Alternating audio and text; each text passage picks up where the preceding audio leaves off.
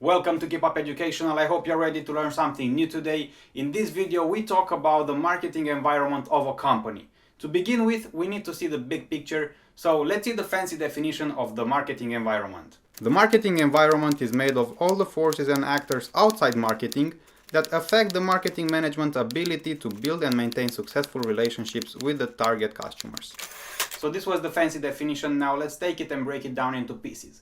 What is marketing? Nope, it's not about sales. I know you said sales.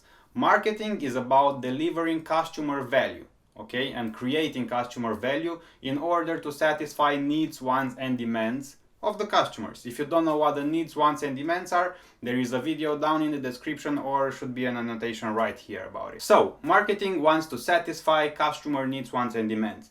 How do you do that?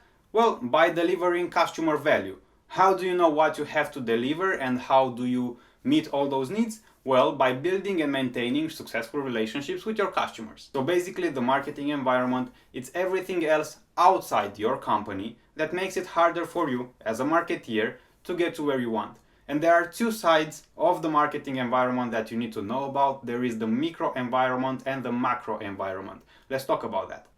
The microenvironment of the company represents the forces close to the company that affects positively or negatively the company's ability to engage and serve the customers.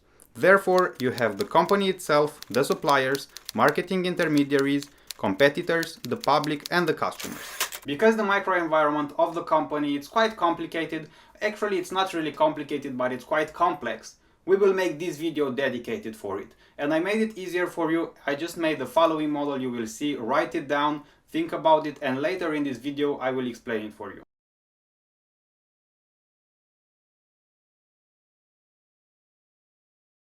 Let's start with the company. A company is made of more departments. You start with the top management, finance, research and development, purchases, operations, human resources, and accounting. So why is the company so important in the microenvironment of the company? Well, because the marketeers need to work with all the departments of the company in order to understand what the customers want, in order to make the marketing plan. So for example, if you talk with the people from finance and you ask them, how is it going? They will say, well, when we had that promotion, we sold better.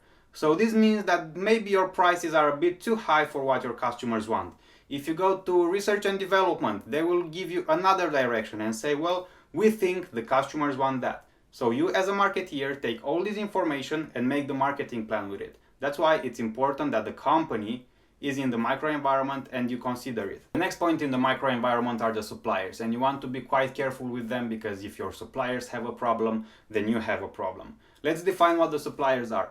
In a company, in order to make your company work, you will need special materials or something, services, products. If you make furniture, well, you will need wood, okay? The company you buy wood from, that is your supplier. Another supplier might sell you the machines or the paint for the furniture, okay? Those are the suppliers. And if they can deliver, well, you have a problem because you can deliver. And as a marketing manager, you need to take care of two things: suppliers availability and suppliers costs, okay? Because if they cost too much, your products will cost too much. If they don't have enough stock for you and you have too many orders, well, you can deliver and you get a bad reputation. So you need to take care about suppliers. The next ones are the marketing intermediaries. And you might ask yourself, what are those? Well, they are the other firms that help you make your money. So let's go on with the furniture example. If you sell furniture, well, one of the marketing intermediaries will be the company that delivers the furniture to your customers. Another marketing intermediary would be the marketing agency that makes the marketing plan for you. You can outsource finance. You can do many things, so I put it in a scheme for you. The marketing intermediaries include resellers, wholesalers, physical distribution firms, marketing agencies, and financial intermediaries.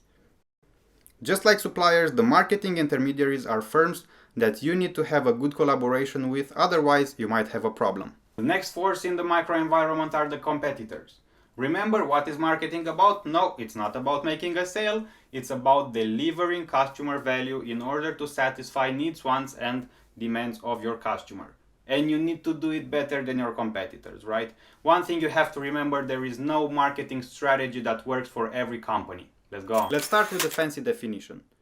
The public is any group of people that has an actual or potential interest or impact on an organization's ability to achieve its objectives. and there are 7 types of publics. There are financial publics. They influence the ability to obtain funds. This would be banks, investments analysts, shareholders, or others. Media publics. This would be news, editorials, magazines, televisions, newspapers, blogs, or any others. Government publics. Sometimes marketeers must consult with the lawyers about the product safety. Management must consider the government developments. Citizen action publics. These are organizations, environmental groups, minority groups. You must stay in touch with all your consumers. Local publics. This would be the neighborhood residents and community organizations. Your business might affect others, so you want to be cool with them. There is also the general public. Basically, the public image of your company. You need to know and be preoccupied about how the public considers your company, because this will determine their purchasing behavior. And there are also the internal publics, which are basically workers, managers, volunteers, employees. If your employees don't like what they do, well, the public will know and they won't buy from you. Now you can understand why making a marketing plan is not really the easiest thing in the world, because you need to consider all these publics. And one more thing, you need to consider the customers. Here you go again. First of all, you have individuals. They buy goods and services for personal consumption. After that, you have business markets, which buy goods for further processing in their businesses. Resellers markets, well, they buy goods and resell them to make a profit. Government markets have government agencies that buy goods and services to produce public services or to provide to those in need. And finally, you have international markets, which are buyers in other countries that include consumers, producers, resellers, and governments. These were pretty much all the factors and forces in the microenvironment of a company. And now you understand why I said it's quite complex, and maybe you wish to have a model about it. Well, lucky you, I made a model about it. While you're at this point of the video, writing it down, saving it for your exam or for yourself, please consider that I took the time to deliver all this information to you and making all these models, and all I ask in return is just to like the video and subscribe to my channel, because it helps me keep going. I would also like to remind you that down in the description there is a video about the needs, wants and demands of the customers. There is another video about the macro environment of the company, and there is also a link because maybe you need a PowerPoint presentation about the marketing environment. Well, I already made this presentation and you find it in the description below. This was everything for this video. I hope it helped you. See you at the next one.